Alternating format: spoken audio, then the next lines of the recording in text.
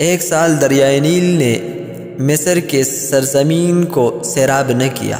بارش نہ ہونے کی وجہ سے قحط سالی کے آثار پیدا ہو گئے اور لوگ بلبلا اٹھے۔ کچھ لوگ حضرت ذو النورین مصری کی خدمت میں حاضر ہوئے اور درخواست کی کہ آپ دعا فرما دے، کیونکہ آپ اللہ والے ہیں، دعا کرے کہ بارش ہو جائے۔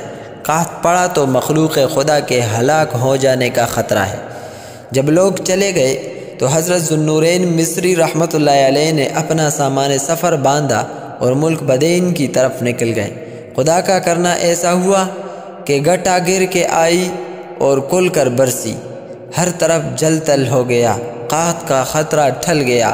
حضرت ذو النورین مصری بارش ہونے کے 20 روز بعد واپس مصر تشریف لائے تو لوگوں نے وطن چھوڑ کر چلے جانے کے بارے میں پوچھا۔ آپ نے فرمایا، لوگوں کی بدعمالیوں کے باعث جانوروں پرندوں کا رزق کم ہو جاتا ہے، اس لیے خیال کیا کہ اس سرزمین میں سب سے زیادہ گناہگار اور خطا کار میں ہی ہوں، چنانچہ یہاں سے چلا گیا۔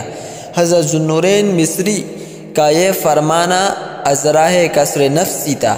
حقیقت یہ ہے کہ خاکسار بن کر ہی انسان سرفراز ہوتا ہے۔ حاصل کلام یہ ہے، کسر نفسی کا درجہ بہت بڑا ہے۔ خاکسار بن کر اور غرور و پارسائی سے بچ کر ہی انسان سرخروئی حاصل کرتا ہے۔